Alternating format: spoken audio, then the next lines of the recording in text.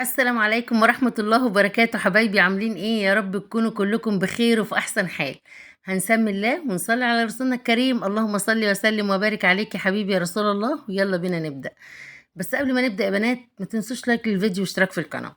تمام تمام، يلا بينا بقى نجيب الطاسة بتاعتنا الحلوة دي اللي اصحابي كلهم بيقولوا لي ما تطلعش في الفيديوهات، بس انا بحبها، انا بحب الطاسة دي. الطاسة دي بتاعت حماتي الله يرحمها، وبموت فيها كده، وبتسوي السمك حلو او اي حاجة احطها فيها بتسويها كويس. وبعدين كبيرة وبتاخد كمية كتير يعني. خلاص، وبما ان انا مواعيني متشالة في كل حتة فيها شويات زي ما انتوا عارفين، او الناس الجديدة اللي ما سمعتش الكلام ده قبل كده، ان انا معزلة من شقة لشقة. والمواعين بتاعتي اللي تحت السراير واللي تحت في المحل على الصندرة وكده يعني. تمام يا بنات، تمام كده. المهم، جبت سمك تاني اخنيني من قيمة كام يوم كده بعد الفيديو اللي انا نزلته، بعدها بيومين رحت جايبة تاني معايا وانا جاية. وبعد كده المهم كان فاضلين 3 كيلو عند الراجل. يا ابني يهديك يرضيك هات كيلو ونص انا اشويه، بس لا بالله عليكي خديهم كلهم عشان خاطر اروح. المهم خدت، طب هعمل بيهم ايه؟ انا حشوي 3 كيلو اعمل بيه ايه؟ قال لي لا خديهم. تمام، المهم خدتهم، ما رضيتش ازعله. وشويت كيلو ونص، وخدت جبت معايا كيلو ونص التانيين البيت، نضفتهم وبقيت حزينه على البطروخ وانا بنضفهم كلهم. بسم الله ما شاء الله كانوا بطرخين وتحفه. المهم حاولت ان انا اخد البطروخ يعني اعمل بيه اي حاجه واقليه او كده، المهم ما عرفتش احافظ عليه. كان بيتفرفت مني تحت الميه وكده، وانتوا عارفين ان انا بحب انضف السمك بايدي. وبعد كده رحت منضفاهم حلو قوي وحطيتهم على التلاجة. حطيتهم في التلاجة من تحت، ما رضيتش احطهم في الفريزر. وعصرت عليهم ليمون وحطيت لهم ملح وكمون وسبتهم. جيت النهارده رحت مطلعاهم بقى يا بنات، وعملت بيهم احلى غدوة. عملتهم بطريقتين هيعجبوكوا قوي بقى وتحفة، وجربوا ومش هتندموا.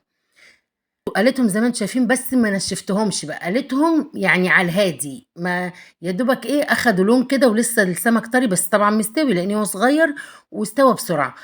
بس ما نشفتهمش، ما تخليهمش ينشفوا قوي معاكي يعني. تمام. قسمتهم بالنص، كل طبق حطيت فيه 10 سمكات، عشان الطبقين زي ما اتفقت معاكم هعملهم ايه بطريقتين مختلفتين. تمام كده. بس وعملت لكم بقى احلى شويه سمك يا ولاد. انا ما رضيتش طبعا اشيلهم في الفريزر زي ما هم كده وبعد كده انزل اشويهم، طعمهم بيتغير، فانا قلت اعملهم بطريقه تانية برضه عشان الولاد احنا كده يعتبر من الاسبوع ده اكلناه 3 مرات مشوي. فقلت بقى النهارده غير الطريقه خالص. حلو كده. طلعتهم زي ما انتم شايفين، وقالتهم برضو زي ما انتم شايفين يا بنات. وعملت بيهم زي ما قلت لكم احلى طريقتين. الطبقين الصغيرين اللي كانوا في وشنا دول، طبق فيه توم وطبق فيه فلفل حامي. حطينا شويه زيت صغيرين في الحله اللي انتم شايفينها دي، ونزلت بكام قرن فلفل زي ما انتم شايفين برضو اللي انا مقطعاه يعني، شويه من الفلفل اللي انا مقطعاه. ونزلت بكام فص توم برضو متقطعين حلو. وقلبتهم تقليبه حلوه قوي كده، وضربت بالظبط بتاع 4 وحدات طماطم، ونزلت بيهم ايه زي ما انتم شايفين، وخففتهم بقى. الصلصه بتاعت السمك لازم تكون خفيفه. حطيت عليهم شويه كمون وشويه فلفل اسود وشويه كزبره وشويه ملح، وسبتهم يعيشوا حياتهم زي ما انتم شايفين كده يتسبكوا.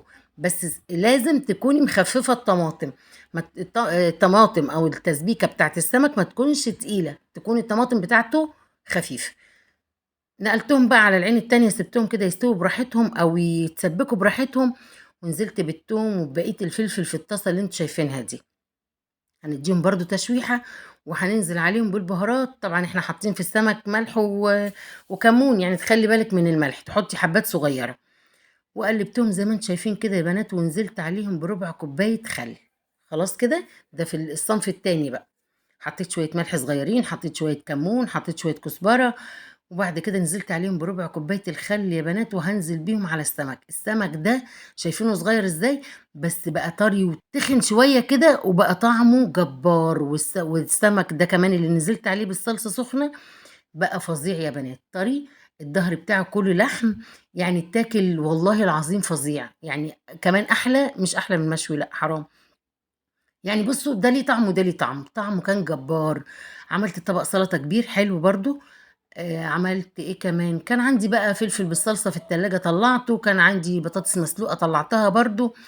واللي كان موجود عندي في التلاجة ان هو يصلح او ينفع يتاكل جنب السمك انا طلعته. طبعا انت عايزة تجيبي بدنجانية تقليها تشويها، تقلي فلفل. المهم يا بنات جربوا الطريقة دي. السمك وسط صغير، اعملوا الطريقتين اللي انا بقول لكم عليهم دول، وتسيبوهم في الصلصة شوية، وتسيبوهم او في الخل. الدقة بتاعت الخل والثوم دي بتبقى جبارة للسمك.